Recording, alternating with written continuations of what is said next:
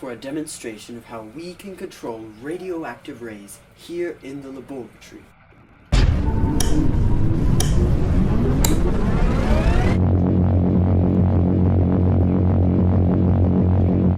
Ow!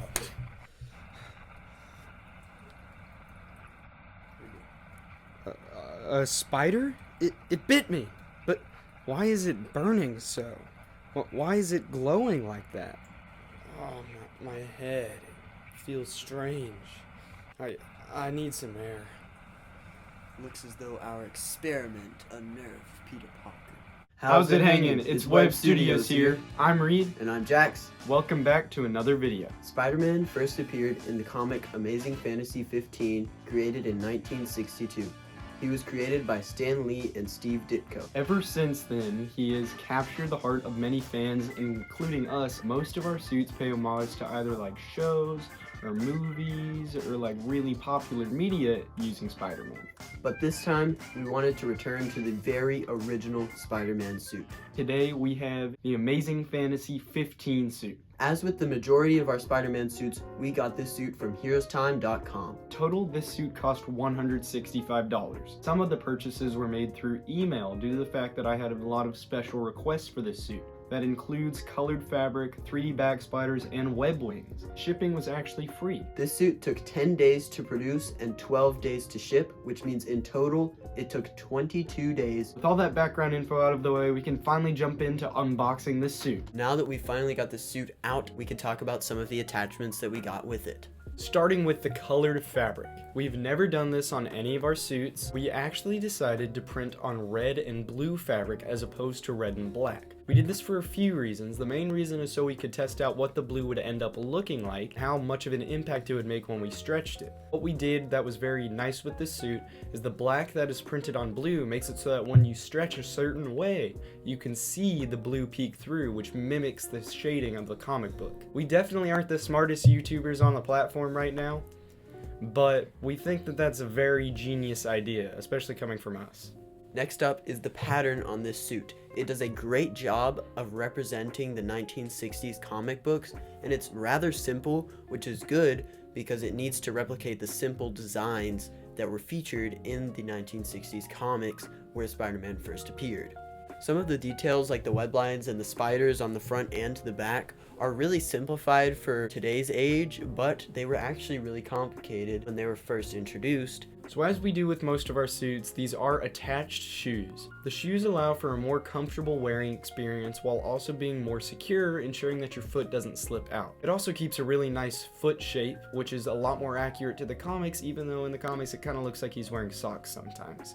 In the comics, Peter does have detachable boots, gloves, and a mask, and we only have a detachable mask for this costume. Even though it is less accurate, in our experience, detached boots, gloves, and masks aren't really as good as they should be. Instead of getting the more accurate detached boots, we went for the attached shoes, which automatically come with a calf zipper. These are incredibly helpful when you're trying to put the suit on because it is very difficult to get your foot around the sole on the inside, but with them, it allows you to get your hands in and to use them to help put the shoe on. We got a U-shaped zipper this time. It's of course just so easy to get into, prevents any seams from being in the back, and it just looks so much better. This U-shaped zipper did also allow us to get another attachment that we'll talk about shortly. We got a 3D leather back spider on this suit. Now, this is because there was a printing problem when we used the colored fabrics on the suit, and so Herostime emailed us and offered to give us a free 3D back spider on the suit. The original pattern actually did have a red back spider. Due to the printing messing up, it actually gave us a good opportunity to get this blue back spider, which we consider to be more accurate to the original Amazing Fantasy 15. Another attachment that contributes to the accuracy of this suit is the web wings. Although these web wings do look incredibly cool, they do make getting into the suit a little bit more difficult. They also make the flexibility of the suit a little bit less than what we'd like it to be, and while they do look really neat in some poses, in other poses they kind of look like a cape or a blanket. So it's very selective how the web wings go, and I probably will not order web wings on a suit ever again, but it was definitely fun to try them out. Instead of getting the more comic accurate detached gloves on this suit, we went for the forearm zippers. This allows you to get your hands out just like having a detached glove, but it also makes it to where the pattern doesn't get interrupted. So the suit does have a neck zipper, and a lot of you newcomers might be wondering, why would you have a U-shaped zipper and a neck zipper? The neck zipper's main function is so that you can tuck the detached mask under the neck zipper and then zip it up. It creates a way more seamless look and prevents a lot of the things that you would normally see when you have detached attachments. If the neck goes a little bit too high for you, you can just unzip it right to where you want it to and then fold it over itself, which creates a much nicer look. We got a detached mask on the suit. It automatically comes with a neck zipper that helps you to put the suit on and to make sure that your neck doesn't get caught or you don't rip anything when you're putting the mask onto your face.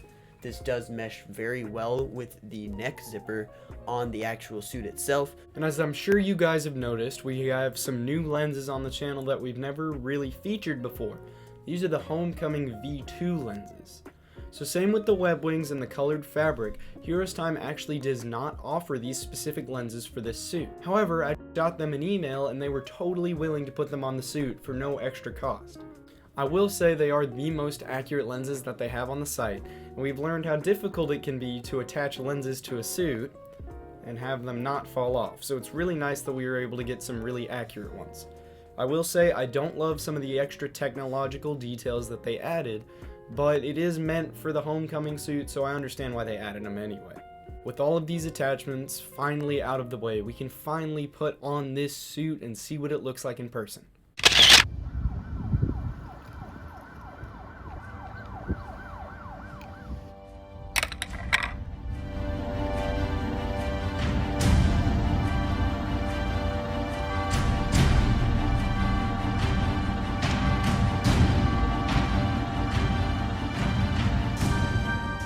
Alright guys, we've got this suit on now, and I've got to say, in person, it does look great. The colors are super vibrant, and honestly, the fit, we'll talk about the fit later. But the colors are incredibly vibrant, and it really does look like a comic book brought to life.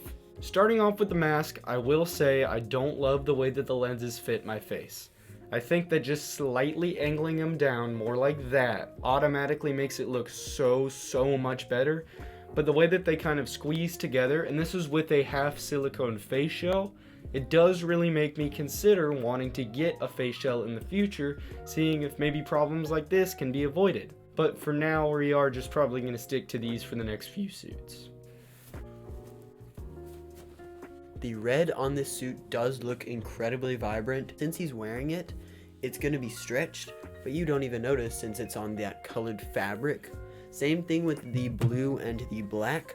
When you stretch that, you do see a little bit of blue shine through, which does kind of look like how it does in the comics, where you get that shading where they add the lighter blue over that black, dark blue color.